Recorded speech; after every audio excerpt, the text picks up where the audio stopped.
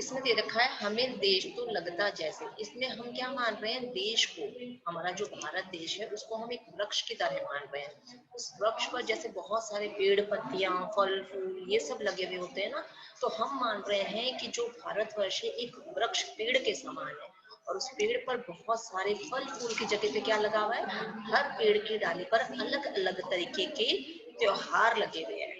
उस त्योहारों का, हर त्योहार का अलग अलग महत्व बताया गया है। क्योंकि जो अगले पेज पर हमारी 46 पेज पर एक हमें चित्र भी बना के दे रखा है पेड़ का, उस पेड़ पर हर डाली पर अलग अलग तरीके के त्योहारों को बताया। कितना सुंदर लग रहा है ये चित्र, है ना। अगर सच में ऐसा चित्र हो, अगर किसी बच्चे का मन करे ना, तो वो अपनी कॉपी में जरूर बना देना है इसको, अगर बना पाओ तो। ये तो कंपल्सरी वाली बात नहीं है, ठीक है। कि हमें इन त्योहारों का महत्व बताते हुए कि हम जो बच्चे हैं ना, वो क्या करते हैं, अपनी संस्कृति को आगे बढ़ाते हैं। कि अगर हम आज कोई त्योहारों को, हमारे मम्मी पापा जिन त्योहारों को मना रहे हैं, अगर हम भी उन त्योहारों को आगे इसी तरह मनाते रहेंगे, तो हमारी जो आने वाली पीढ़ी वो हमसे तो सीखेगी कि हमें किस तरह से अपने त्योहारों को मनाना है, अपनी संस्कृति को आगे बढ़ाना है, कि हमारी जिंदगी में इन त्योहारों का क्या महत्व है। वो जब हम इन सब त्योहारों को मनाएंगे तभी तो पता चलेगा। हर एक चीज का अपना अपना महत्व होता है, चाहे वो दिवाली हो, ईद हो, रक्षाबंधन हो, सारे जितने भी त्योहार हैं, अगर हम उन त्योहारों को धूमधाम से मनाएंगे, अपने मन में उनके प्रति जो श्रद्धा भाव रखेंगे, तभी तो आने वाली पीढ़ी को पता चलेगा कि हमारे भारत में कितने त्योहार हैं, है ना। हर दिन हर पल जो खुशियां हमें छोटी छोटी सी मिलती है, अगर हम उनको इकट्ठा करेंगे तभी तो आने वाली पीढ़ी को भी हमसे ही सीखने को मिलेगा, ठीक है। अभी हम बढ़ते हैं आगे अपने अभ्यास प्रश्नों की ओर। अभ्यास प्रश्नों में देखो जैसे दे रखा है, सबसे पहला प्रश्न हमें दे रखा है यहाँ पे श्रुतलेख का। आप सबको पता ही है, फोर्थ क्लास के होकर हम श्रुतलेख के क्या करते हैं, अपनी अपनी कॉपी में नोट डाउन करते हुए इसको रीड भी करते हैं। और अगर हमारे पास टाइम है तो हम हर श्रुतलेख को लिखते हुए याद भी करते जाते हैं। और जिनकी मात्रा मिस्टेक ज्यादा होती है वो हर शब्द को दो दो बार लिखते हैं, ताकि उनकी मात्रा मिस्टेक ना हो। जैसे यहाँ दे रखा है वृक्ष, त्योहार, शाख, फुलझड़ियां, दिवाली, ईद मिलन, क्रिसमस, ओणम, गुरु पर्व, सीचेंगे, छोड़ेंगे, ठीक है। आगे हमें दे रखा है मुख से यानी कि मौखिक प्रश्न। अब मौखिक प्रश्न हम अपनी कॉपी में नोट डाउन नहीं करते हैं, सिर्फ अपनी बुक में ही फिल कर लेते हैं, ठीक है। सबसे पहला प्रश्न हमें यहाँ दे रखा है, कवि को देश किसके समान लगता है। आप सबको पता ही है, हमने कैसे माना है कि हमारा देश कैसा है, वृक्ष के समान यानी कि पेड़ के समान। अगर आप ध्यान से मेरे इस क्लास को सुनोगे ना, तो आधे से ज्यादा बात तो हमें वैसे ही लर्न हो जाएगी, है ना। ख दे रखा है, कविता में कितने त्योहारों के नाम आए हैं। आप सबने गिने हैं क्या कितने त्योहारों के नाम आए हैं। तो टोटल जो त्योहारों के नाम आए हैं वो आए हैं 5, ठीक है। आगे बढ़ते हैं, फुलझड़ियों का संबंध किस त्योहार से है। अब आप सबको पता है कि फुलझड़ी आप किस त्योहार पे जलाते हो, दिवाली के त्योहार पर, तो आप यहाँ पे लिख दोगे दिवाली। आगे हमें दे रखा है, कविता में ऐसा कौन सा त्योहार है जिस पर लोग गले मिलकर एक दूसरे को मुबारकबाद देते हैं। किस कौन सा ऐसा त्योहार होता है जब हम गले मिलते हैं और एक दूसरे को मुबारकबाद देते हैं। तो हम यहाँ पे लिखेंगे ईद। एक ईद का त्योहार ऐसा है जिसमें हम एक दूसरे से गले मिलते हैं और एक दूसरे को मुबारकबाद देते हैं। ये बच्चों किया हमने प्रश्न 1। आगे बढ़ते हैं हम, कविता की पंक्तियां पूरी कीजिए। तो आप क्या करोगे, यहाँ पे आपको एक लाइन दे रखी है और एक लाइन आपको खुद फिल करनी है, तो आप साथ साथ में इस कविता को याद भी कर लोगे ताकि आपको पंक्तियां भी याद हो जाए। हमें देश तो लगता जैसे, वृक्ष बड़ा हो प्यारा प्यारा। क्या लिखना है आपको, वृक्ष बड़ा हो प्यारा प्यारा। शाख शाख पर त्योहारों का ढेर सजा हो प्यारा प्यारा।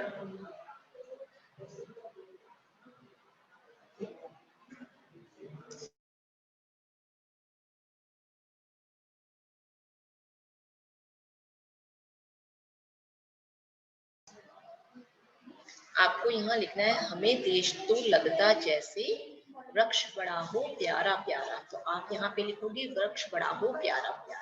शाख शाख पर त्योहारों का ढेर सजा हो प्यारा प्यारा।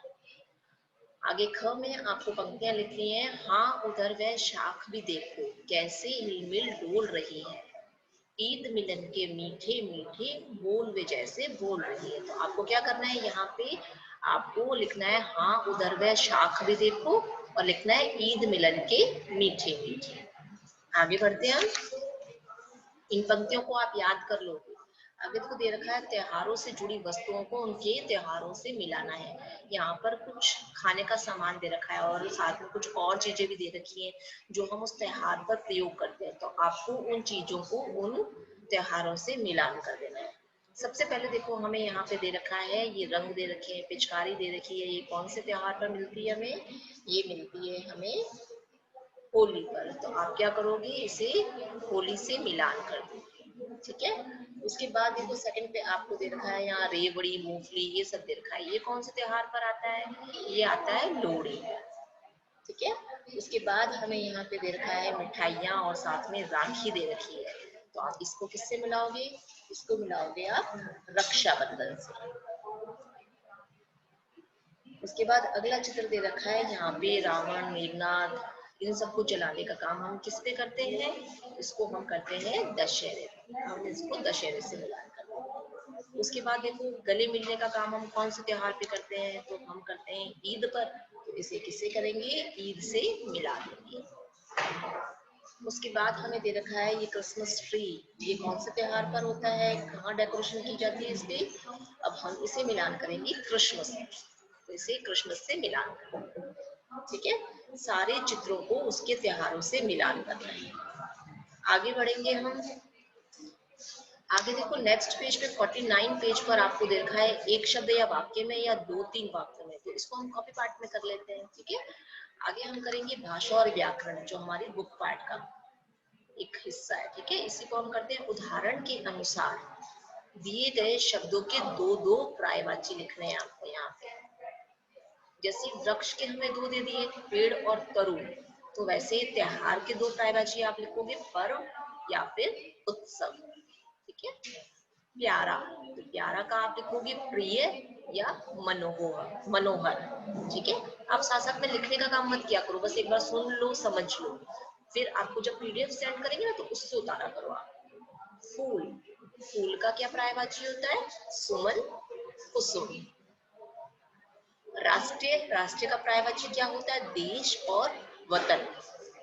ऐसे ही देश का लिखना है आपको, तो देश का क्या लिखोगे, मुल्क और राष्ट्रीय। ऐसे ही शाख का पर्यायवाची क्या लिखोगे, डाली या टहनी, तो इसको नी करना, ये टहनी लिखा हुआ है ना, न बना देना इसको, ठीक है। आगे देखो यहाँ पे हमें दे रखा है ड और ढ से बनने वाले पांच पांच शब्द आपको यहाँ लिखने हैं। ड से आप क्या क्या शब्द बना सकते हो वो आपको लिखने हैं। ड से आप लिखोगे यहाँ पे पेड़, साड़ी, सड़क, लड़का, और यहाँ ड से लिखोगे पढ़ाई, कढ़ाई, चढ़ाई और बाढ़, ठीक है। ये आपने किए हैं ड के और ढ के शब्द। आगे बढ़ते हैं हम, आगे देखो हमें बता रखा है कि री एक मात्रा है जिसे वर्ण विच्छेद करते समय री के रूप में लिखना चाहिए, र के रूप में नहीं, ठीक है। तो यहाँ पर हमें उदाहरण के अनुसार र के बारे में समझाया गया है।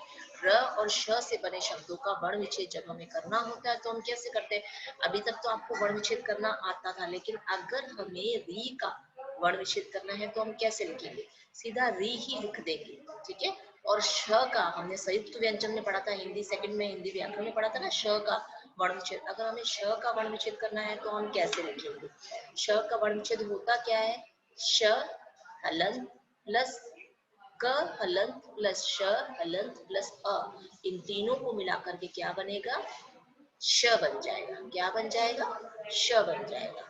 अब देखो सबसे पहले हम देखते हैं यहाँ पर ऋण, ऋण का अगर हमें वर्ण विच्छेद करना है तो हम कैसे करेंगे, री को री के रूप में ही लिख देंगे, ठीक है। इसका और किसी तरीके से वर्ण विच्छेद नहीं होता। तो जो ये है री, इसको हम री को ऐसे ही लिख देंगे, री प्लस ण, ये वाला ण, ठीक है। उसके नीचे हलन प्लस अ, क्यों, क्योंकि इसके साथ में कोई भी मात्रा नहीं है इसलिए मैंने अ लिख दिया। उसके बाद वृक्ष, वृक्ष में क्या करेंगे हम, व हलंत प्लस री, क्योंकि क्या है व के पैर में क्या है, री की मात्रा है ना, तो चाहे उसकी मात्रा आ जाए चाहे वो खुद आ जाए तो हम री को वैसे के वैसे ही लिख देंगे, ठीक है। फिर उसके बाद में है श। श को आप कैसे वर्ण विच्छेद करोगे, श, इस श का वर्ण विच्छेद होता है क हलंत प्लस श हलंत प्लस अ। आपको बिना सोचे समझे ही जब भी श मिल जाए और श का वर्ण विच्छेद करना है तो आप ऐसे लिखोगे क हलंत प्लस श हलंत प्लस अ, ठीक है। एक बार वापस से सुन लो कि अगर आपको री का, ऋषि ऋषि बाबा होता है ना, उसका अगर आपको वर्ण विच्छेद करना है तो आप कैसे करोगे, उसका वर्ण विच्छेद नहीं होता, उसको आप वैसे के वैसे ही लिख देते हो तो उसका वर्ण विच्छेद ही माना जाता है। जैसे ऋण का हमें लिखना था तो मैंने री ऐसे के ऐसे ही लिख दिया, ठीक है। और उसी तरह अगर व के नीचे री की मात्रा लगी हुई है तो भी आप क्या करोगे, री ही लिख दोगे, तो समझ जाएंगे कि आपने क्या किया है, व पर री की मात्रा का प्रयोग किया है, ठीक है। आगे बढ़ते हैं। अब तृण दे रखा है, अपने मन में पहले ही करके देख लिया करो कि इसको कैसे करेंगे।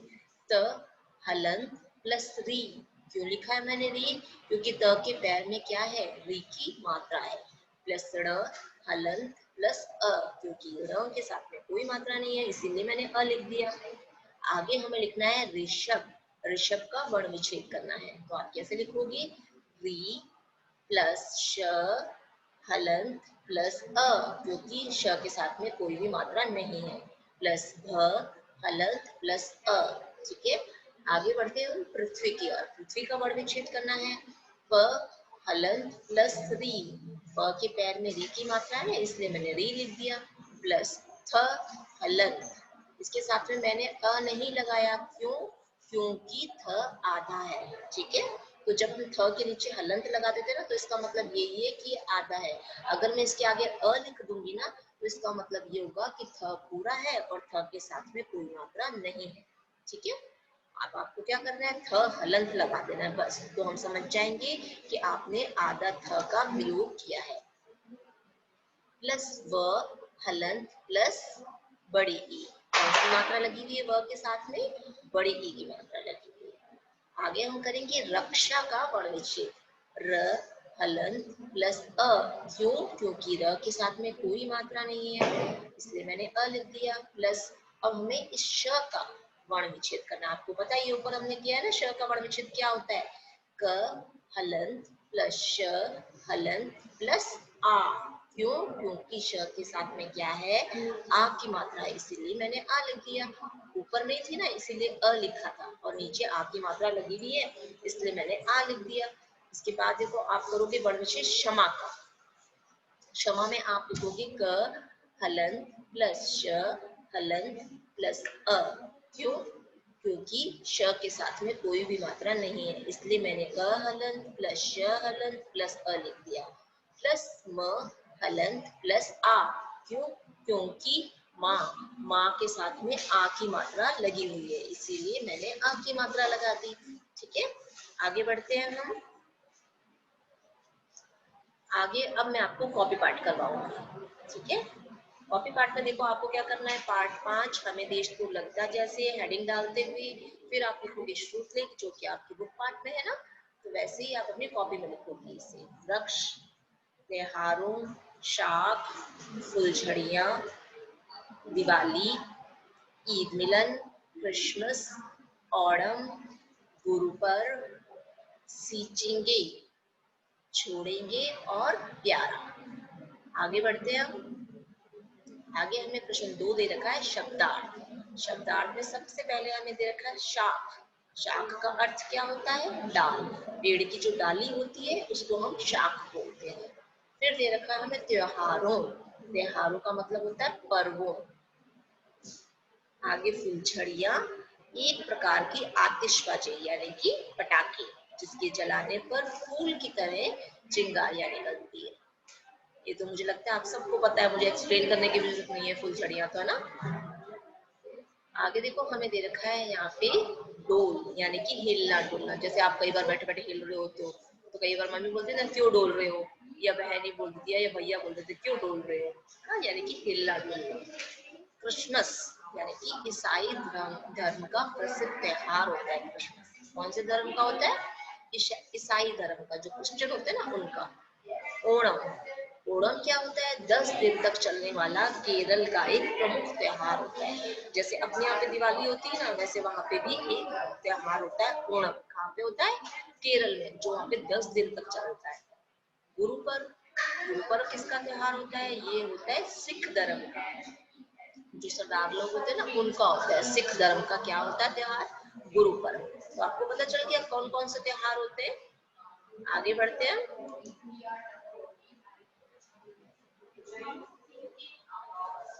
आगे दे रखा है, कविता की पंक्तियां पूरी कीजिए।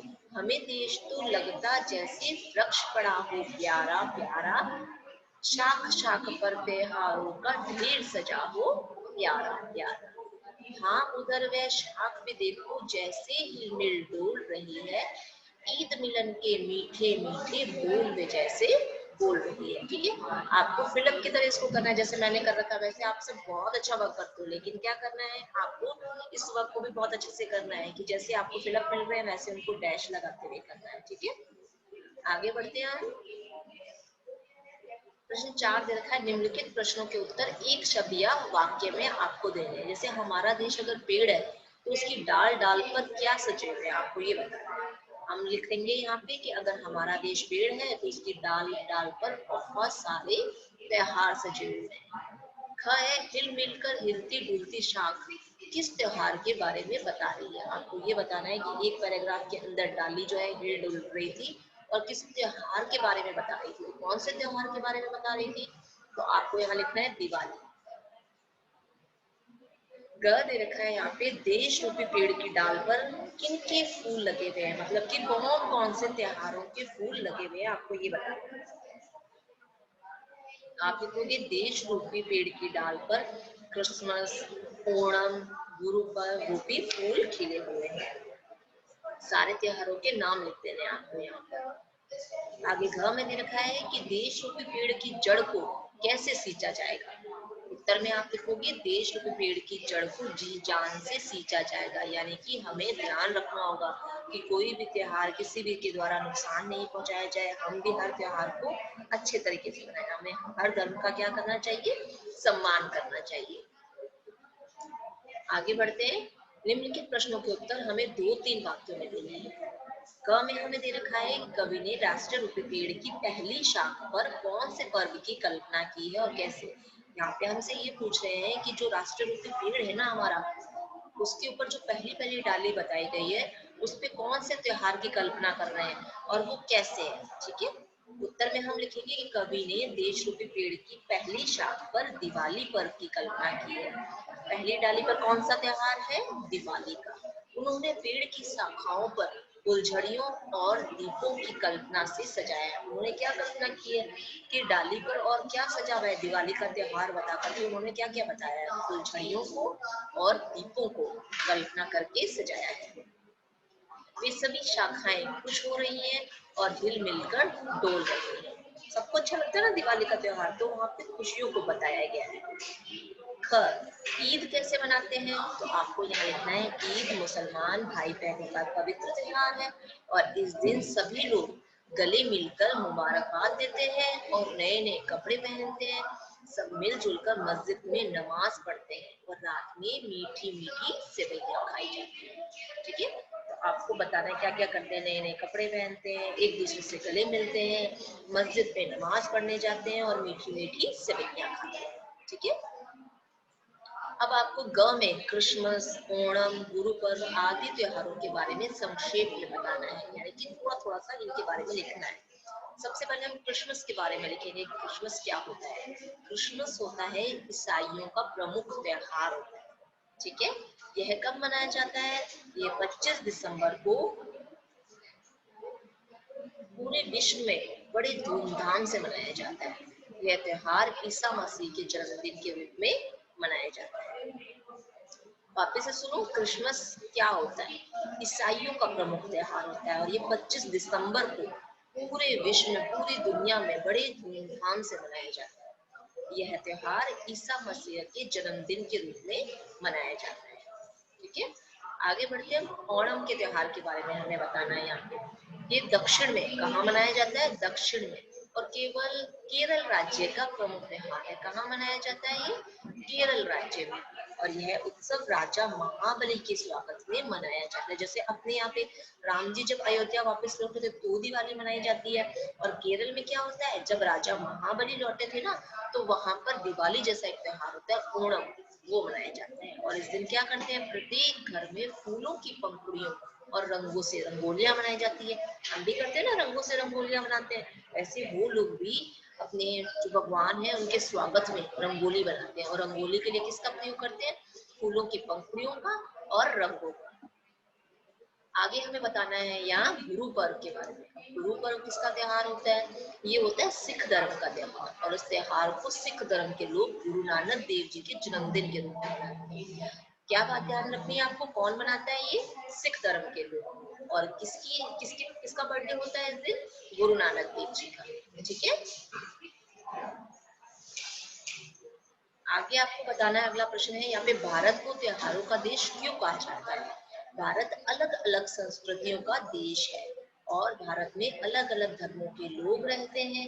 इसीलिए देश में पूरे साल किसी न किसी क्षेत्र में त्योहारों की धूमधाम मची रहती है। इतना बड़ा भारत है, और हर थोड़े थोड़े टाइम बाद त्योहार आते रहते हैं। तो कभी कहाँ पे त्योहार मनाए जा रहे हैं, कभी कहाँ पे, मतलब पूरे साल त्योहारों की रौनक रहती है। यही कारण है कि भारत को त्योहारों का देश कहा जाता है। ठीक है, ये बच्चों अपना चैप्टर कंप्लीट हो गया। अगर आपको लगता है कि इस चैप्टर में आपको कुछ भी चीज समझ में नहीं आई है, तो आप मुझसे पूछ सकते हो। और